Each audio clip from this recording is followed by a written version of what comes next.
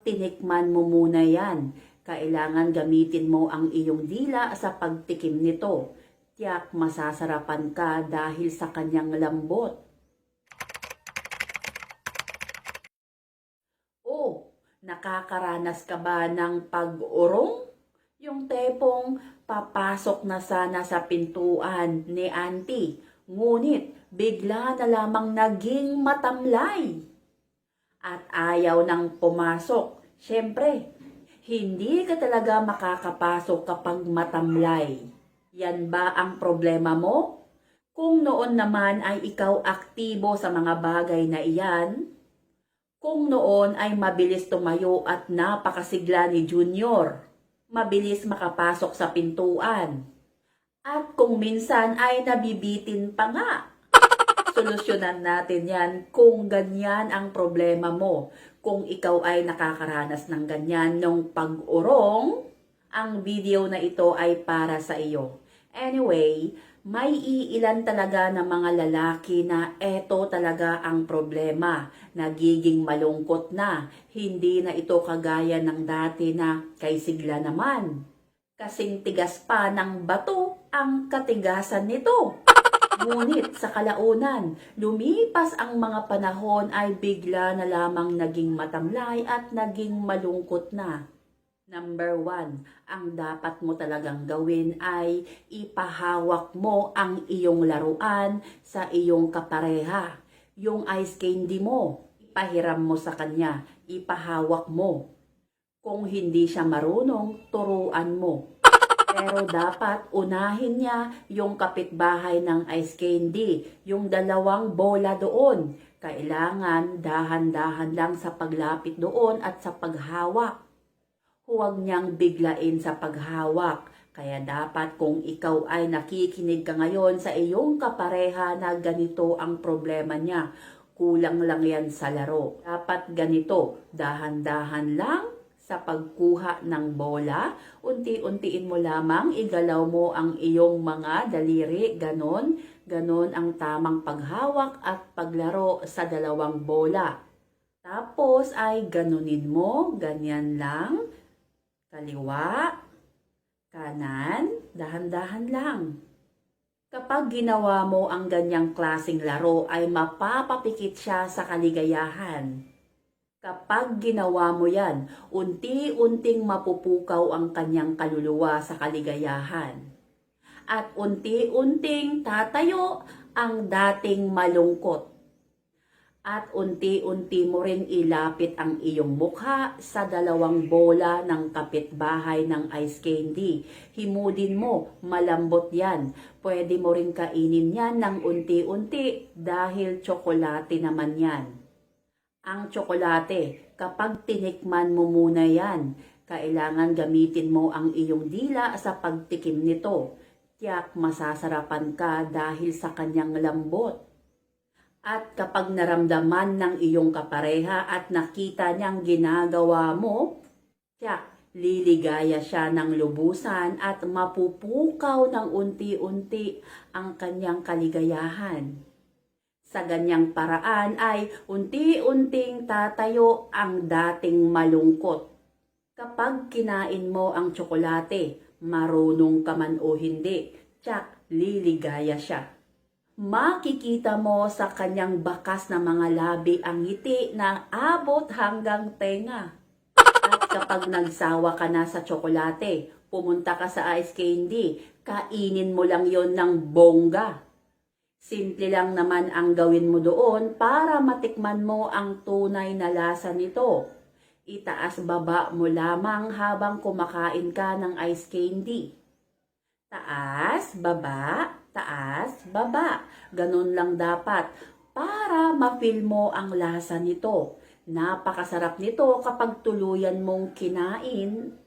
Tiyak, mapapatalon siya sa tuwa sa kaligayahan. Yung tepong pipikit siya sa saya. Gawin mo lang yan. Sinasabi ko sa iyo na hinding-hindi na magiging malungkot ang iyong kapareha.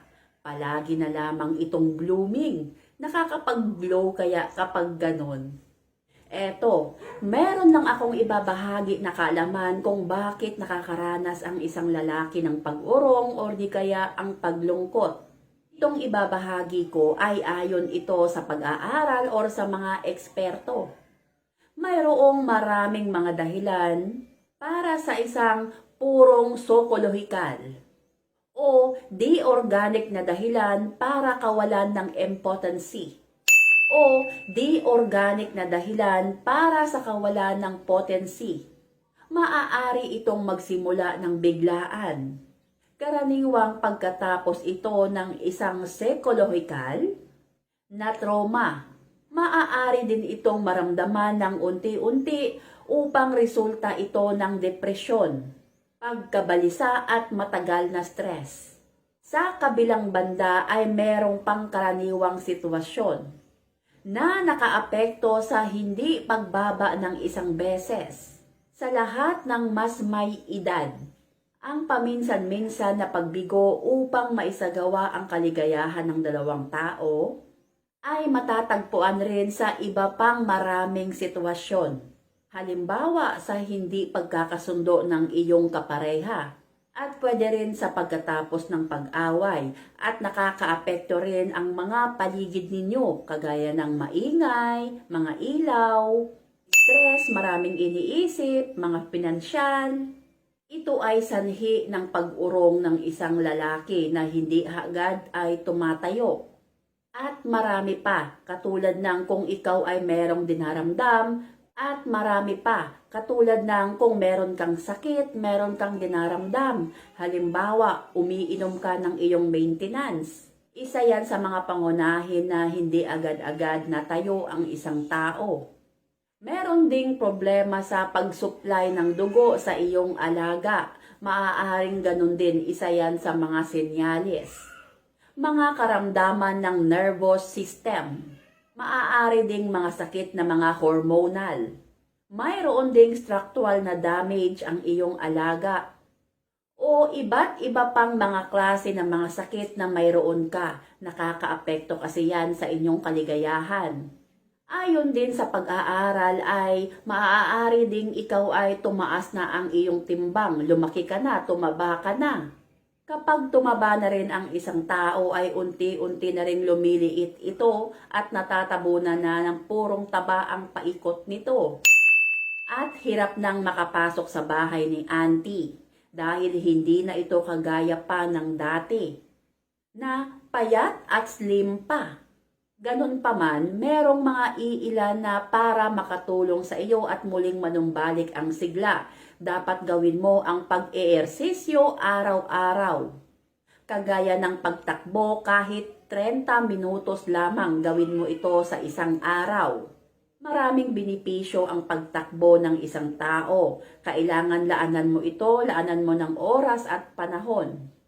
Ito ay nakakatulong na mabilis na pagtindig at pagrami ng libido sa iyo. At ang maganda pa nito ay nakakapagbigay tiwala sa iyong sarili. Dahil kung hindi mo kayang tulungan ang iyong sarili ay wala. Kahit anong gawin ni Mrs. Jan sa paglaro ay wala pa ring epekto. Kaya dapat kailangan mo ring tulungan ang iyong sarili. Meron ding makukuha sa pagkain para muling manumbalik ang iyong kaligayahan at ang pagtigas at pagtayo nito. Kumain ka ng karne. Ang karne, kagaya ng karne ng baboy, karne ng manok, karne ng baka, ay naglalaman ng carnitine L, arginine at zinc. Arginine at zinc. Ang arginine ay isa itong amino acid na nagpapabuti sa daloy ng dugo. Mahalaga ito para matugunan ang iyong problema. Pwede ka rin gumamit ng oyster.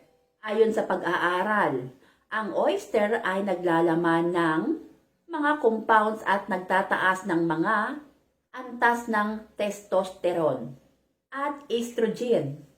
At eto pa, mga home remedies. Pwede ka rin kumain ng bawang, sibuyas, carrots, luya, Korean red ginseng. Yan ang mga nabanggit ko ay yan ay isa sa mga makakatulong sa iyo para muling manumbalik ang sigla nito. Meron lang akong advice para sa mga magkapareha, yung kasal na, yung nagsasama na talaga. Kung ikaw naman dudong, kung eto talaga ang problema mo, dapat unang-una ay kailangan mong tulungan ang iyong sarili.